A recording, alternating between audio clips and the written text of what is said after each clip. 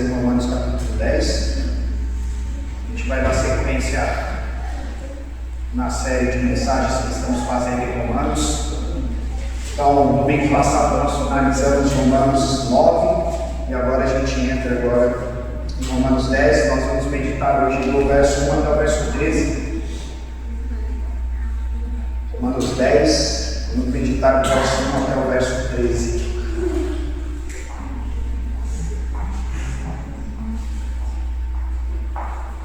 Ao longo da pregação, eu pedi para que os irmãos também deixem as suas Bíblias abertas, porque a gente vai dar uma passeada aqui em alguns textos que Paulo evoca no Antigo Testamento. Tá? Vamos lá.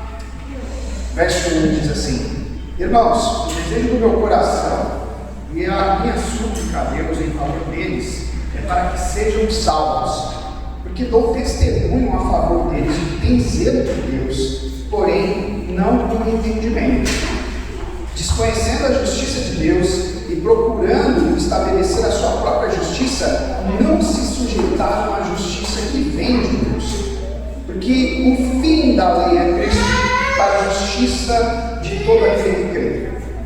Ora, Moisés descreve assim a justiça que procede da lei: aquele que observar os seus preceitos, por eles viverá.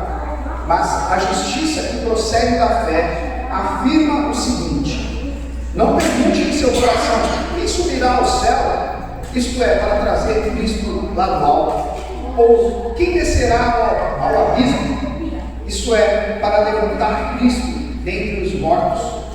Porém, o que se diz, a palavra está perto de você, na sua boca e no seu coração, isto é, a palavra da fé que pregamos. Se com a boca você confessar Jesus como Senhor e em seu coração crer que Deus o ressuscitou dentre os mortos, você será salvo. Porque com o coração se crê para a justiça e com a boca se confessa para a salvação. Pois a Escritura diz: todo aquele que nele crê não será envergonhado, porque não há distinção entre judeu e grego, uma vez que o mesmo é o Senhor de todos, rico para com todos os que o invocam, porque todo aquele que invocar o nome do Senhor será salvo. Amém. Deus, nós estamos diante de Ti, diante da Tua palavra. Peço para que o Teu Espírito Santo esclareça os nossos corações e as nossas mentes, que o Senhor aplique a Tua palavra à Tua igreja, às demandas da Tua comunidade.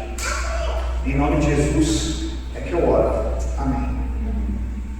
Bom, primeiro de tudo eu vou começar aqui pelas crianças. Então, Vicente, Tomás, Matias,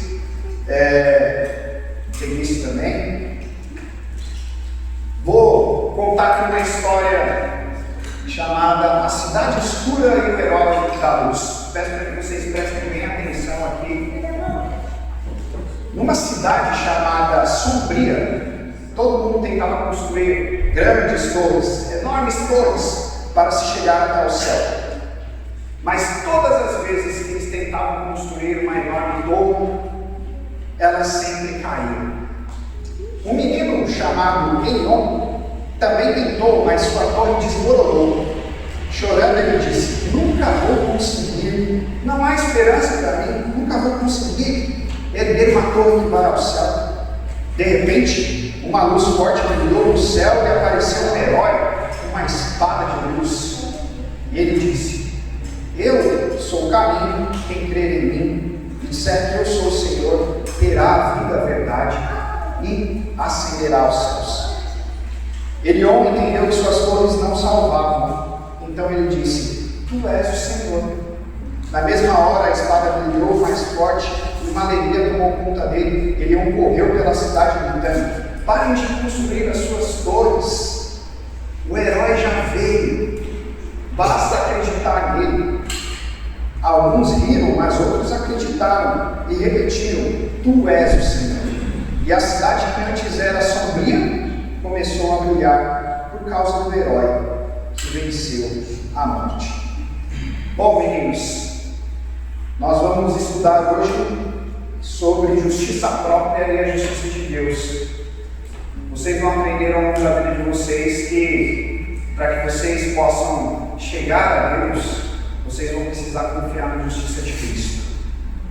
E seus pais possam ajudar vocês nesse dia a dia, né? Eu, como pai, o Senhor me capacite para isso, e a igreja é responsável pela evangelização dessas crianças.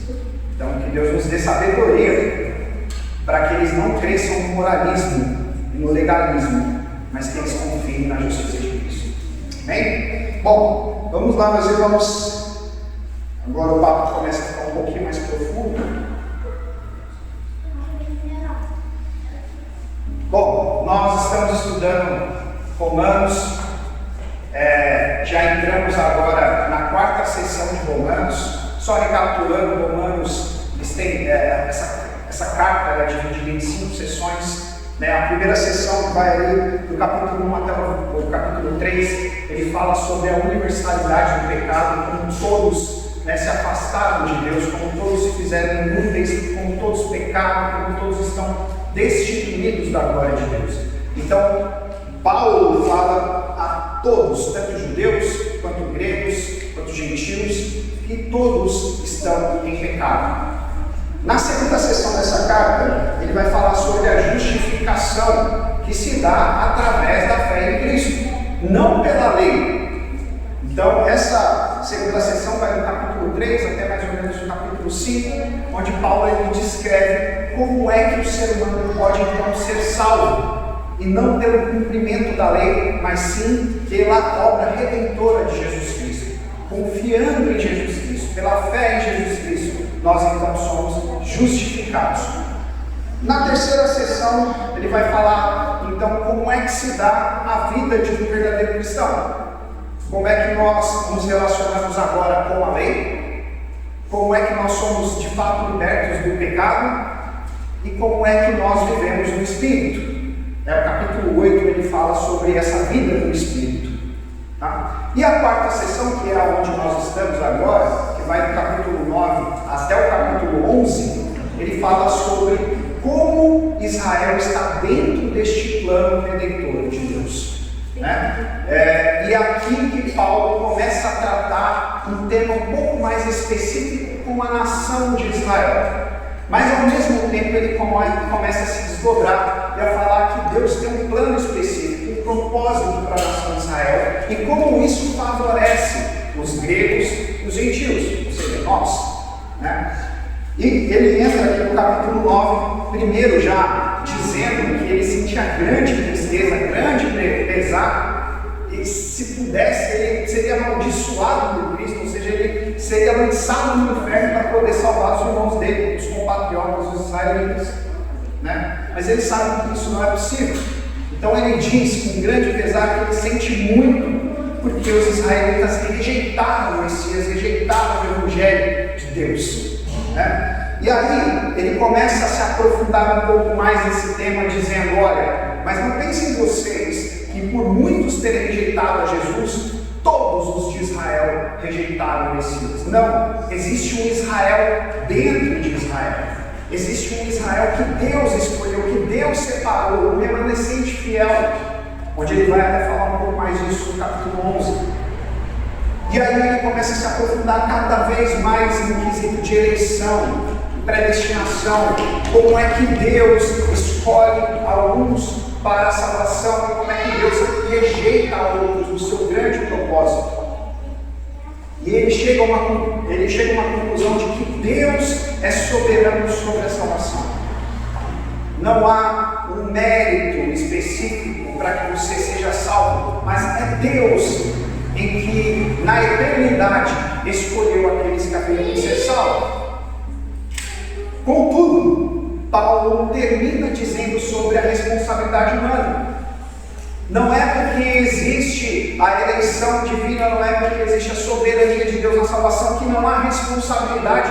Os judeus eram responsáveis por terem rejeitado o Messias, e por isso eles seriam condenados. Ou seja, as duas coisas andam juntas: a eleição divina, a soberania de Deus na salvação e a responsabilidade humana. Caio, como é que isso se dá? Isso é um grande mistério que a gente só vai entender na verdade. Mas as duas coisas são como se fossem dois trens num trilho que lá no final elas se tocam. Então Paulo ele termina o capítulo 9 dizendo que os judeus rejeitaram o Messias. Ele fala que eles tropeçaram na pedra de tropeço, que era Jesus Cristo, porque eles confiaram na sua própria justiça. E aí ele entra no capítulo 10, aqui já no verso 1, muito parecido com o que ele entrou no verso 1 do capítulo 9 de Romanos. Ele fala o seguinte: irmãos, o desejo do meu coração e a minha súplica a Deus em favor deles é para que sejam salvos. Mais uma vez, Paulo está descrevendo o quanto ele sofre pelos israelitas que rejeitaram a Jesus.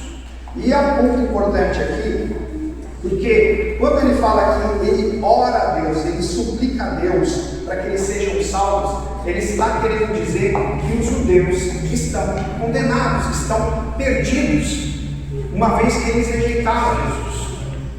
Isso é um ponto importante, porque ele vai levar aqui para o verso 2, dizendo que os judeus, os israelitas, tinham um grande zelo por Deus, porém não com entendimento.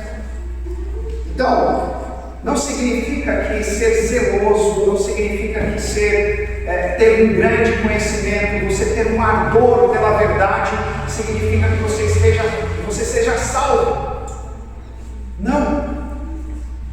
Você ser zeloso, ser religioso, não te leva à salvação. Não te leva à salvação.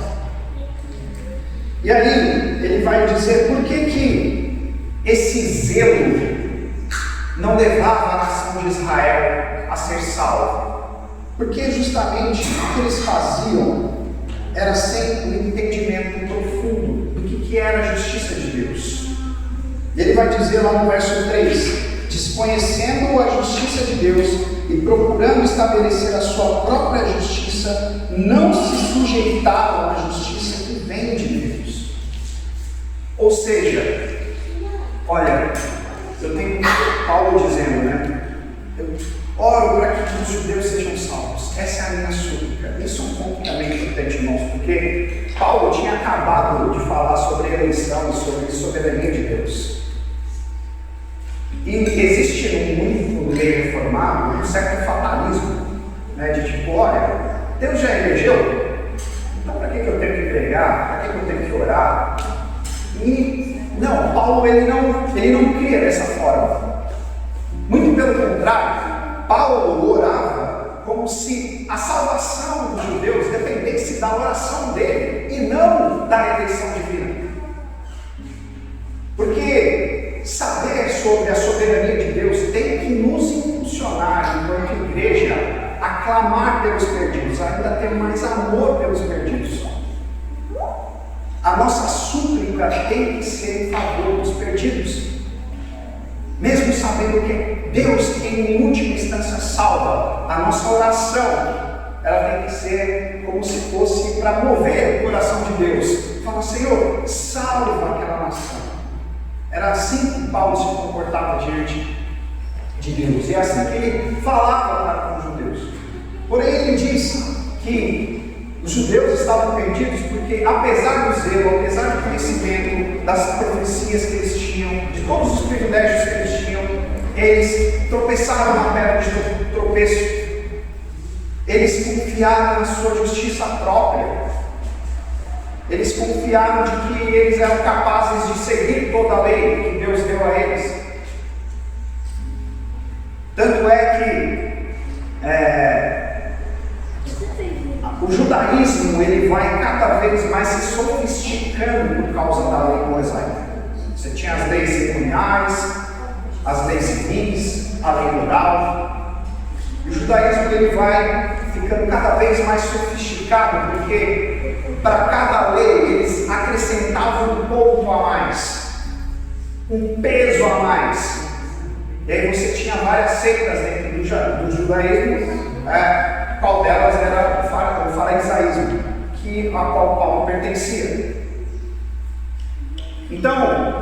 eles tropeçaram na sua justiça própria, porque eles acreditavam que se eles cumprissem toda a lei, e eles acreditavam piamente que eles cumpriam a lei, eles seriam salvos. E por causa disso, eles não se sujeitaram à justiça que vem de Deus, porque eles acreditavam que eram capazes de fazer a sua própria justiça. E qual era essa sujeição? Qual era a justiça que vem de Deus? No verso 4, Paulo vai dizer: porque o fim da lei é Cristo, para a justiça de todo aquele que crê. Ou seja, qual foi a justiça que os judeus não se sujeitaram? Jesus Cristo. Porque o fim da lei é Cristo. Esse fim aqui, essa palavra no grego, ela chama-se telos. Só que para alguns estudiosos, essa palavra ela tem um significado duplo de término, ou seja, o término da lei é Cristo Jesus. Ou ela tem um significado também que serve como alvo, meta, cumprimento. Então, alguns estudiosos aderem que a finalidade, ou seja, o cumprimento, o alvo da lei, a meta da lei é Jesus Cristo, é apontar para Jesus Cristo. E alguns outros entendem que, uma vez que Cristo veio, a lei se cumpriu, está encerrada, ninguém está mais sob o domínio da lei. Eu prefiro não optar nem pelo outro, eu prefiro complementar. Sim, uma vez que Cristo veio, nós não estamos mais debaixo do domínio da lei, ou seja, finalizou. Mas também creio que o cumprimento da lei, a meta, o alvo da lei era apontar para alguém maior, Jesus Cristo. Jesus Cristo. E Paulo acrescenta, olha, a finalidade da lei é Cristo, para a justiça de todo aquele que crê. Se você crê em Cristo, então você é justificado. Então, você é considerado justo diante de Deus. Você é considerado como aquele que cumpriu toda a lei. E os judeus não criam nisso. E é por isso que eles estavam perdidos. E aí, eu queria até complementar com um texto que está lá em Mateus capítulo 5, verso 17, sobre essa questão da finalidade da lei. Mateus capítulo 5, verso 17.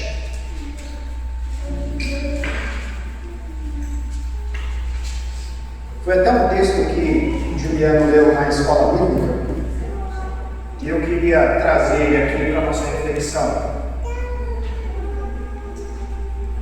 Verso 17 diz assim: não pensem que vim revogar a lei ou os profetas. Não vim para revogar, mas para cumprir. Porque em verdade lhes digo, até que o céu e a terra passem, nenhum i ou um tio jamais passará da lei, até que tudo se cumpra. Então, mais uma vez aqui, Paulo estava dizendo: olha, Cristo veio para cumprir a lei, todos os itens da lei. E se a gente seguir aqui o sermão de Cristo, ele vai falar: olha, se a sua justiça não exceder a justiça dos fariseus, dos mestres da lei, vocês estão perdidos. O que Jesus estava querendo dizer com aquilo?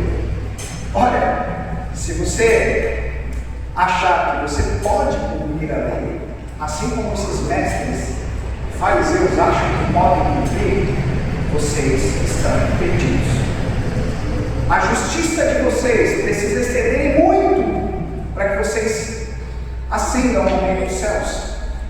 Aí você pode parar para pensar: como é que naquela época, um daqueles ouvintes que eram pessoas muito simples, humildes, sem muito entendimento, poderia pensar: nossa, mas como é que eu vou conseguir ser mais justo que o mestre da lei? Os caras são estudados desde que nasceram. Como é que eu vou fazer isso? Jesus já estava apontando para ele mesmo: confie em mim, eu vim para cumprir a lei. aquele que confiar em mim, aquele que crer em mim, este será declarado justo. Não é aquele que tenta cumprir a lei, mas aquele que crê em mim será declarado justo. Ou seja, dessa forma, a justiça de vocês vai exceder muito a justiça dos mestres fariseus da época. Bom, continuando aqui no verso 5, Paulo ele vai detalhar um pouco mais por que os judeus criam de uma forma errada, né? Por que os judeus criam que eles eram capazes de cumprir a lei? E aqui existe, é um texto um tanto quanto complicado, porque parece que Paulo está jogando Bíblia contra a Bíblia, mas na verdade ele está querendo complementar uma verdade, né? Um fundamento. E ele diz o seguinte: olha, Moisés descreve assim a justiça que procede da lei: aquele que observar os seus preceitos, por ele viverá. Isso está lá em Levíticos capítulo 18, verso 5. Vou pedir para que os irmãos abram, que a gente lê a referência, o verso 5 do capítulo 18 de Levítico.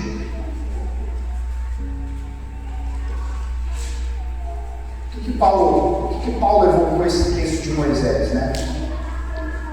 O primeiro ponto é: o que Paulo traz Moisés para a discussão?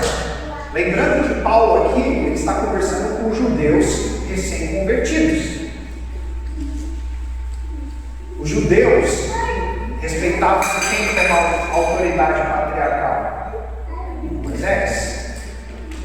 Então era necessário que ele evocasse Moisés para trazer fundamentos cristãos, uma vez que Paulo estava ali trazendo à tona os fundamentos, era o início da igreja. Hoje, para a gente aqui falar sobre Moisés, entender que tudo que Moisés fazia apontava para Cristo, é simples, porque nós nascemos num contexto onde a gente entende que o Antigo Testamento aponta para Cristo Jesus, mas a gente tem que se colocar no lugar daquele público.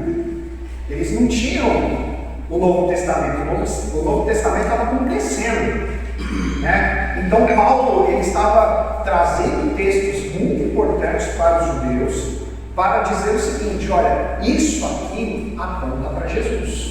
Vocês precisam entender que os pais de vocês erraram, porque eles não entenderam que isso aqui apontava para o Messias. Tá? Então, verso 5 vai dizer o seguinte, no capítulo 18: portanto, guardem os meus estatutos e os meus juízos, aquele que os cumprir, por eles viverá. Eu sou o Senhor. Por que Paulo evoca esse texto? Por que Paulo traz esse texto? Paulo ele está querendo dizer: olha, você quer viver pela lei? Ótimo, viva pela lei, está tudo certo. Moisés disse isso. Moisés disse isso. Se você quer viver pela lei, viva pela lei, porque a lei é boa.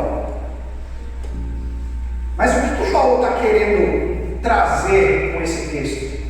Você é capaz de viver pela lei, porque aquele que vive pela lei, por ela também será condenado, por ela também será julgado, por ela também será salvo. Você é capaz de ser salvo vivendo pela lei? Mais uma vez, Paulo está colocando o erro dos judeus, porque os judeus acreditavam piamente, por isso que ele fala aqui que eles eram zelosos, mas sem conhecimento, de que eles cumpriam a lei, de que eles eram capazes de cumprir toda a lei santa e boa de Deus. Para nós parece um absurdo,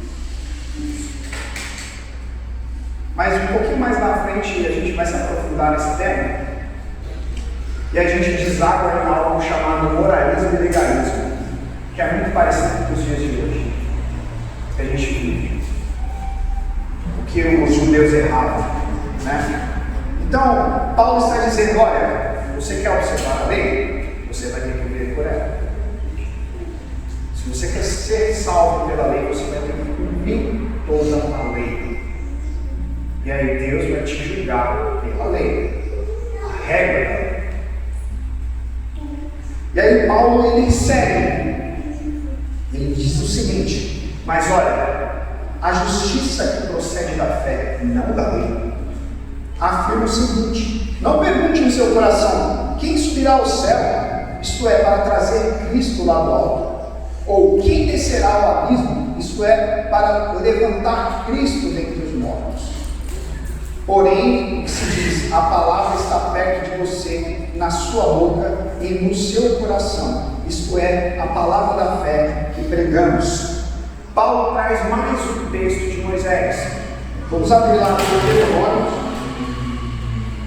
Deuteronômio, capítulo 30, verso 11. Deuteronômio, capítulo 30, verso 11. Falei que hoje a gente ia passear bem pela Bíblia.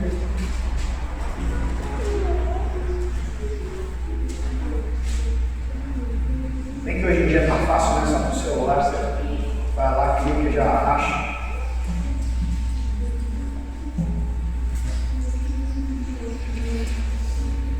Deuteronômio, capítulo 30, verso 11, é o texto que Paulo traz aqui à igreja de Roma. Ele diz o seguinte lá no verso 11: porque este mandamento que hoje lhes ordeno não é demasiadamente difícil, nem está longe de vocês, não está no céu, para que tenham de dizer: quem subirá até o céu por nós, para nos trazer o mandamento e anunciá-lo a nós, para que cumpramos?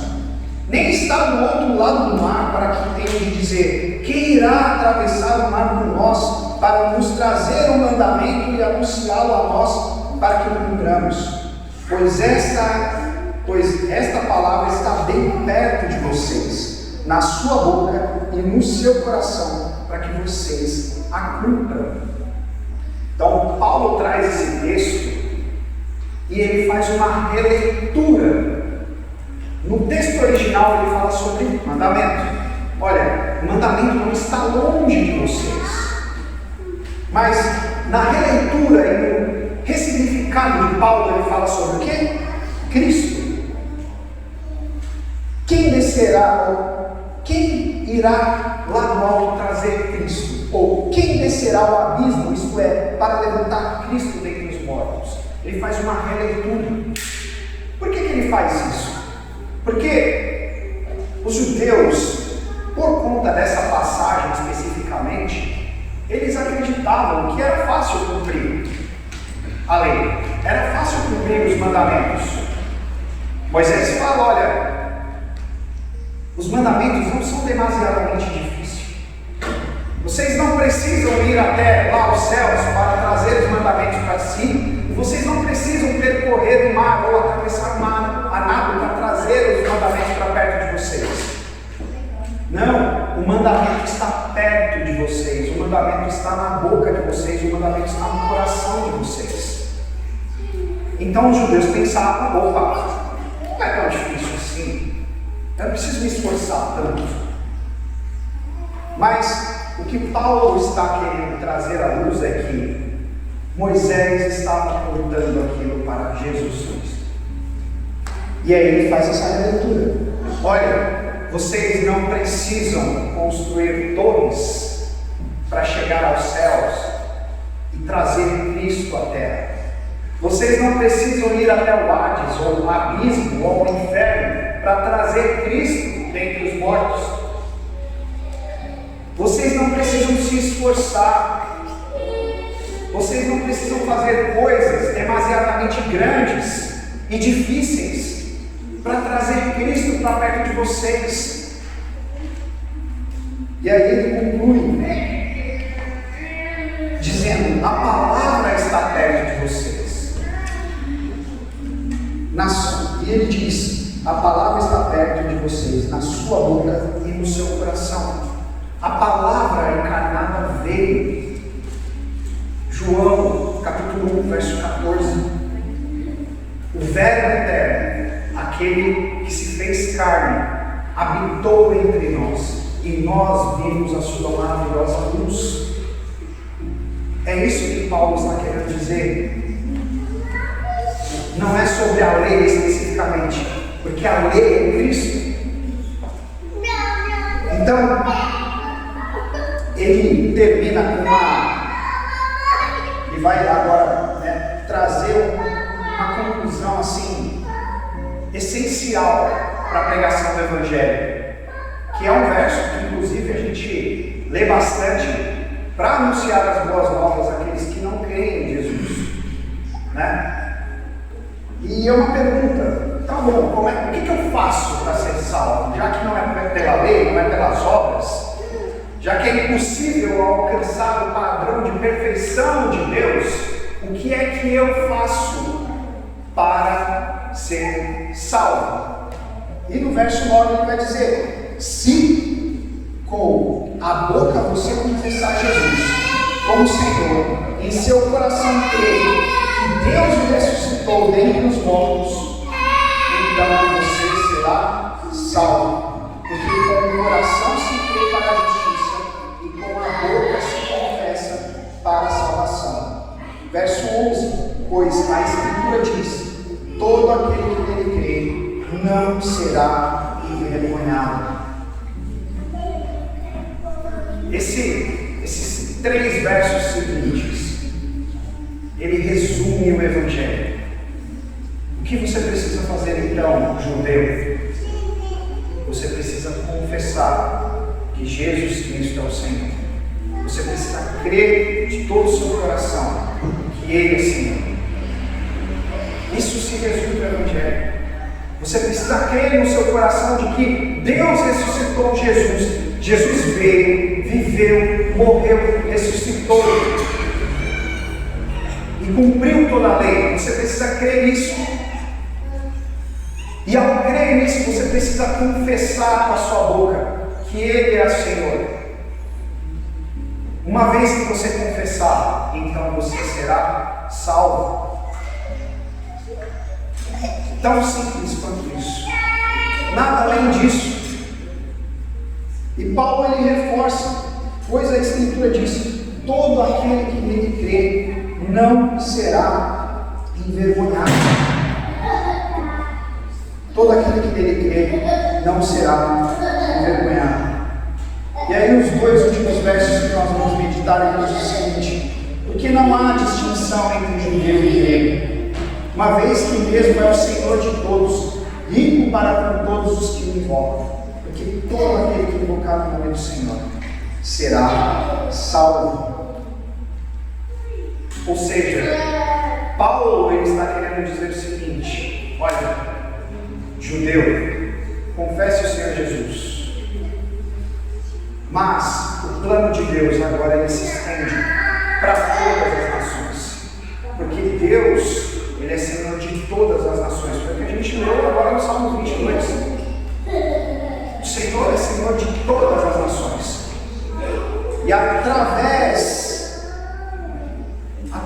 de Jesus Cristo, Ele alcança todos os povos do mundo. Por isso Ele diz: não há distinção entre judeu, não há distinção entre grego, uma vez que o mesmo é Senhor de todos.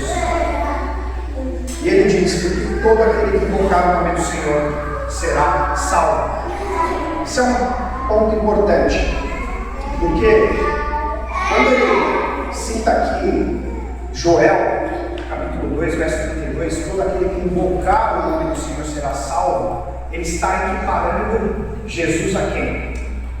A Deus. Esse texto está em Joel. Todo aquele que invocar o nome do Senhor será salvo. Paulo, mais uma vez, está querendo deixar claro na cabeça daquele judeu: Jesus é Deus. É o Deus encarnado. E para aquela época era uma afirmação muito forte, porque Paulo está trazendo o nome aqui não do Senhor Yahvé. Ele escreveu esse texto em grego koiné. No grego koiné ele diz o seguinte: Kyrios. Essa palavra Kyrios se remetia a quem? A César. Somente César tinha esse título de Kyrios, de Senhor, de divindade. E aí Paulo ele traz esse nome Kyrios num contexto onde ele se remete a Yahvé, falando Jesus é Kyrios, trazendo à luz Jesus é o Senhor, o Yahvé, o Eu Sou. Isso era uma confissão, uma afirmação extremamente forte para ela. Jesus é Deus. Se você não crê em Cristo, você está negando o próprio Deus das Escrituras. E ele fecha essa primeira metade aqui da sessão informando que todo aquele que invocar o nome de Kyrios, do Senhor, será salvo.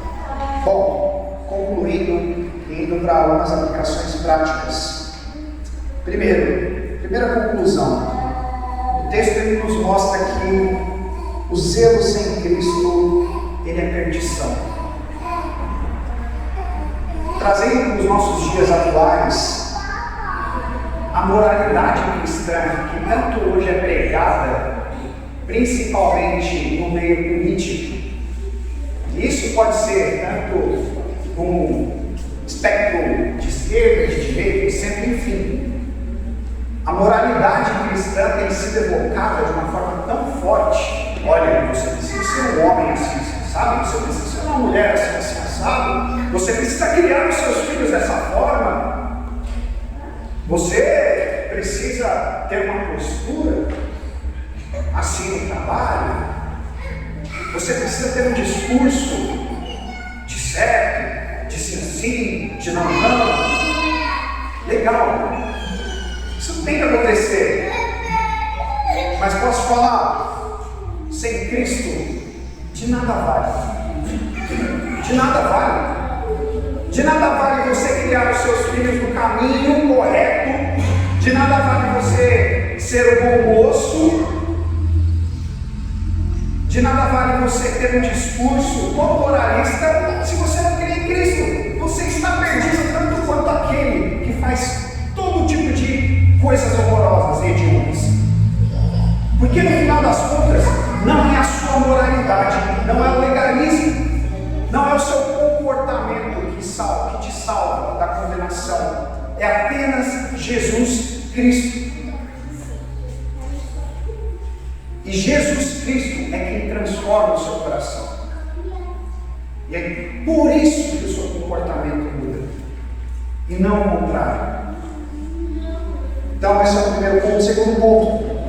A salvação, ela sempre foi pela fé. Simples e acessível. Não existe nada a ser acrescentado. Hoje em dia você tem várias igrejas dizendo, olha, você é salvo por Jesus Cristo, mas nós temos uma campanha aqui, 7 passos para a vitória. E aí, se você der 7 passos aqui, você vai chegar mais perto de Deus. Se você dizimar, se você ofertar, se você fizer tal coisa, você se torna mais santo. Não existe isso. O Evangelho é simples, se com a tua boca confessares. No teu coração você crê que Deus ressuscitou Jesus Cristo dentre os mortos, então o que vai acontecer? Você é salvo. Não existe nada a se fazer além disso. A salvação é somente por isso. Terceiro, a salvação exige fé no coração e confissão nos lábios, para todos, sem distinção. Ninguém é crente secretamente. Se você creu no seu coração que Deus ressuscitou Jesus Cristo dos mortos, que Ele é o teu Senhor, então você precisa confessar publicamente quem você é. Não existe um crente secreto. Não existe cristão 007. Em muitos momentos a gente vai ter que se posicionar com a nossa fé. Então a nossa boca precisa confessar para todos que nós somos cristãos. 3 apelos práticos que eu gostaria de trazer para a igreja e a gente encerra. Primeiro, vamos orar e interceder pelos perdidos. Mais uma vez, Paulo ele confiava na soberania de Deus. Ele confiava que Deus era justo e que ele já tinha elegido todo o seu povo desde a eternidade, como ele fala lá mesmo em Efésios.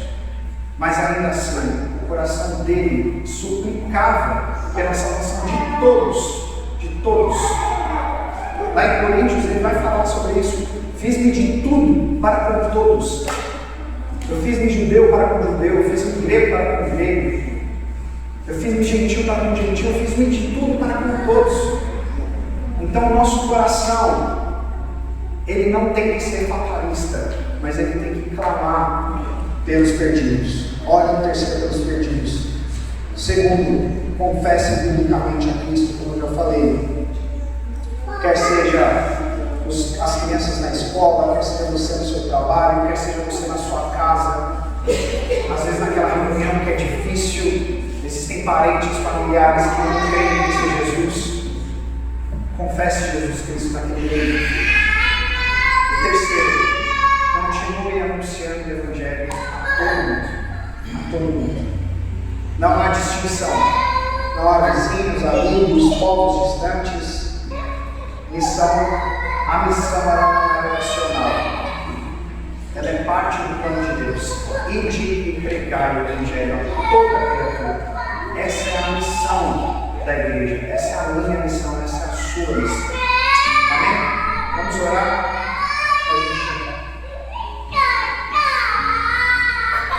Senhor Deus, muito obrigado pelo teu amor, pela tua graça, pela tua misericórdia. Nós louvamos o teu nome, porque o Senhor é bom. Obrigado pela leitura da tua palavra. E obrigado, Pai, pela aplicação da tua palavra aos nossos corações. Peço agora para que o teu Espírito Santo possa fortalecer a nossa mente, possa aplicar profundamente o que Paulo disse aqui na igreja de Roma. Pai, que possamos sair daqui com a certeza de que não é pelos nossos méritos, não é pela nossa justiça própria, mas é por causa de Jesus Cristo que nós somos salvos. Possamos sair daqui também com o coração ardente pelos perdidos, para que a nossa boca possa